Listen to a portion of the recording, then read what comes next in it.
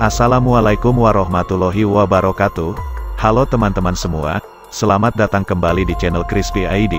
Bagi kalian yang baru saja berkunjung di channel ini, kalian harus tahu bahwa channel ini adalah channel yang membahas berbagai hal, kisah, kasus, tragedi maupun sejarah, dalam kemasan cerita bergambar.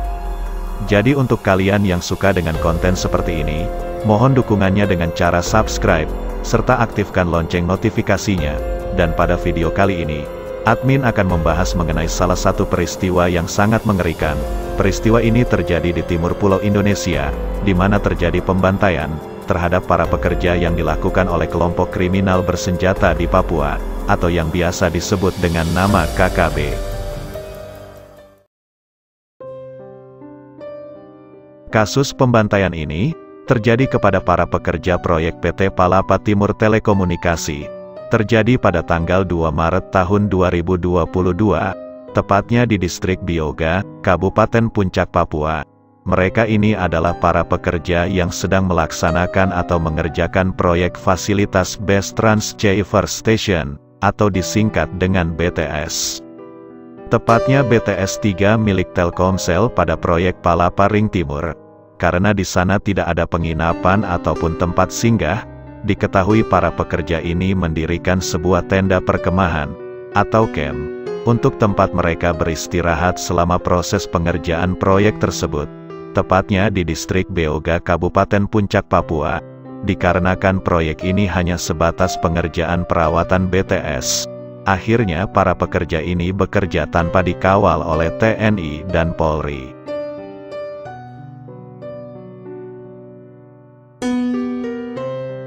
Selain itu, lokasi ini sebenarnya tidak tepat persis di distrik Bioga. Untuk sampai ke tempat proyek, mereka harus jalan kaki lagi ke atas puncaknya, dan itu bisa memakan waktu selama 3 hari. Dikarenakan jarak yang cukup jauh dan tinggi, bisa dipastikan, akses jalur darat tidak akan bisa ditempuh. Satu-satunya jalan yang bisa ditempuh, yaitu melalui akses jalur udara, menggunakan helikopter. Selama mengerjakan proyek tersebut, segala aktivitas seperti loading alat, ataupun dropping alat, semuanya menggunakan helikopter, dan juga, untuk berangkat serta pulang kerja dari proyek ini, mereka juga diantar jemput menggunakan helikopter. Dalam kejadian ini, hanya ada satu orang yang selamat, yaitu Nelson Sarira.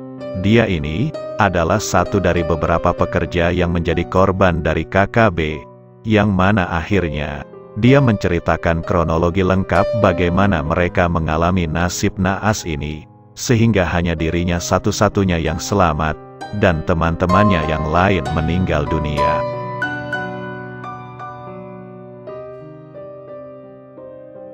Kejadian ini, terjadi pada pukul 4 dini hari, di mana saat itu, semua pekerja atau semua tim sedang tertidur pulas.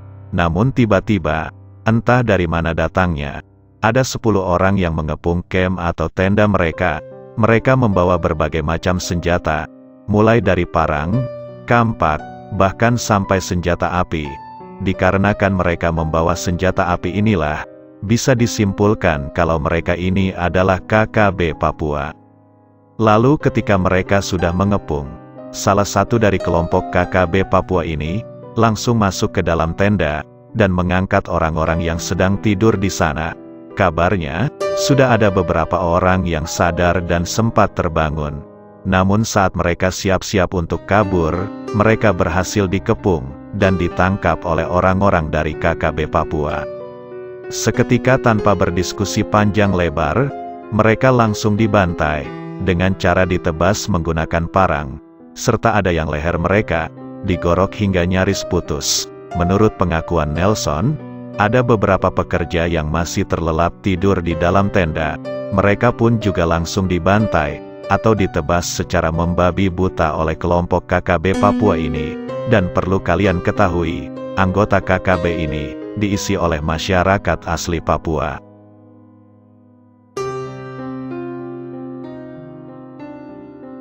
Nelson yang saat itu berada di ujung tenda, dia sempat melihat teman-temannya digorok, dan dipotong lehernya satu persatu hingga tewas. Dikarenakan Nelson ini berada paling ujung, dan pihak KKB belum sempat menuju ke arahnya. Akhirnya Nelson langsung berinisiatif untuk melompat keluar dari tenda. Namun sialnya, saat dia berhasil melompat keluar tenda, ternyata dia ketahuan oleh salah satu anggota KKB ini. Dengan sigap, Nelson langsung berlari dengan panik. Dia juga sempat dikejar-kejar oleh kelompok separatis KKB Papua ini. Nelson akhirnya memasuki kawasan yang cukup rimbun, dan di dalam kegelapan, dia langsung mencari arah untuk bersembunyi, dan sesekali melihat ke belakang, karena dia melihat ada beberapa orang yang mengejar-ngejar dia menggunakan senter.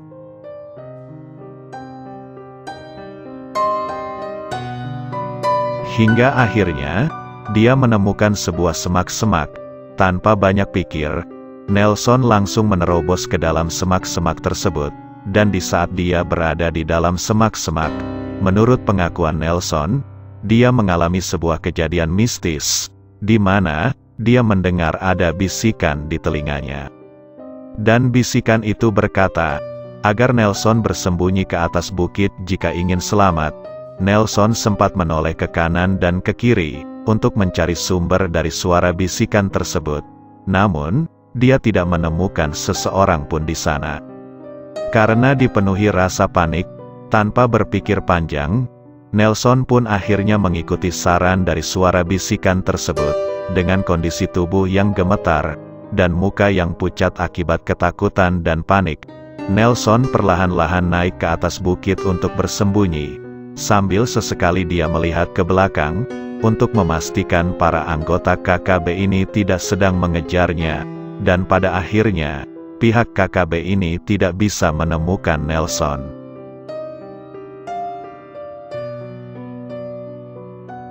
Di tengah persembunyiannya, Nelson mencoba beristirahat di sana, sambil waspada memperhatikan sekitar, sampai akhirnya pada pukul 7, Nelson pun memutuskan, dan memberanikan diri untuk turun dari bukit, dan kembali ke tendanya untuk mengecek bagaimana kondisi perkemahan dan teman-temannya.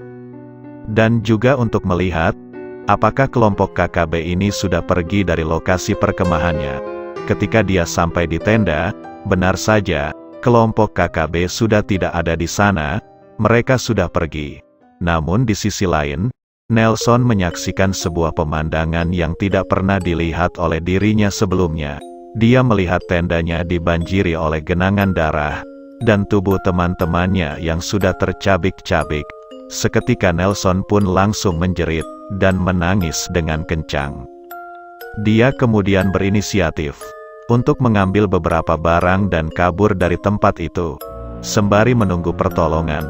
Namun ketika dia mengemasi barang-barang, ternyata dia baru menyadari, kelompok KKB tidak hanya membunuh teman-temannya, tetapi juga mengambil barang-barang yang ada di tenda tersebut, seperti handphone, perlengkapan-perlengkapan kerja, persediaan makanan, dan hal-hal lain yang ada di tenda tersebut. Terlihat hanya beberapa barang yang tersisa, seperti sarung dan kantung tidur.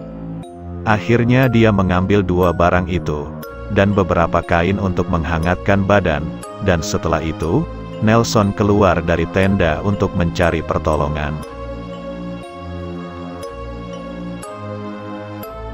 Karena dia sudah tidak tahu lagi harus berbuat apa, dia langsung berinisiatif menuju ke sebuah CCTV pemantau pengerjaan proyek tersebut. Di CCTV tersebut, Nelson berusaha untuk meminta tolong, dengan berkali-kali memberikan kode untuk dikirimkan pertolongan atau penjemputan. Dia melakukan hal ini di CCTV BTS 3 pada pukul 13 waktu Indonesia bagian timur. Kode tersebut baru termonitor oleh pihak PTT Jakarta pada pukul 16 waktu Indonesia Timur, yang kemudian, pihak kantor PTT Jakarta baru menyadari, ada hal genting yang harus segera ditangani. Nelson juga sempat menuliskan sebuah tulisan pesan, di mana tulisan tersebut, tertulis jelas kalimat, "Jemput, sisa saya sendiri." Rekaman CCTV ini akhirnya tersebar luas, hingga akhirnya, jajaran kepolisian daerah Polda Papua, mengambil sebuah tindakan untuk menjemput Nelson. Namun ada sebuah kendala, di saat pihak tim penyelamat dari kepolisian ingin menyelamatkan Nelson, yaitu tidak adanya maskapai yang berani datang ke daerah tersebut, ditambah lagi dengan faktor cuaca yang mempengaruhi daerah tersebut. Hal inilah yang membuat pihak kepolisian dan pihak tim penyelamat agak kesulitan dalam mengevakuasi Nelson.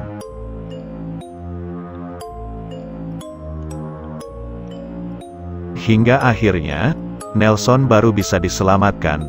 Pada tanggal 5 Maret tahun 2022, Nelson dievakuasi oleh Satuan Tugas Penegakan Hukum Operasi Damai Kartens, dengan dibantu oleh penerbangan TNI Angkatan Darat, Komando Distrik Militer Kodim di Puncak, serta personel TNI Polri yang bertugas di distrik Beoga. Namun sayangnya, pihak korban yang meninggal dunia baru bisa dievakuasi pada tanggal 7 Maret tahun 2022, 2 hari setelah Nelson diselamatkan. Para korban ini berhasil dievakuasi oleh 9 anggota Satuan Brimob, di mana mereka ini berangkat dari Timika menuju lokasi pada pukul 7.30 waktu Indonesia bagian timur. Mereka berangkat menggunakan 4 helikopter, yaitu 1 helikopter TNI AD, dan 3 helikopter sipil. Akhirnya ke-8 jenazah ini bisa dievakuasi, dan dimasukkan ke dalam kantong jenazah, untuk diterbangkan dari lokasi kejadian tersebut. Selanjutnya, 8 jenazah ini dibawa ke Bandara Moses Kilangin Timika, dengan menggunakan pesawat Twin Otter, milik maskapai Rimbun Air PK Strip OTJ, dari Bandara Bilogai Sugupa untuk dilakukan otopsi. Setelah kejadian tersebut, Nelson yang selamat itu merasakan trauma yang amat mendalam. Dia benar-benar ketakutan atas apa yang terjadi pada dirinya dan teman-temannya. 6 hari mayat-mayat itu tergeletak bersimbah darah, bahkan bisa dikatakan darahnya sampai mengering.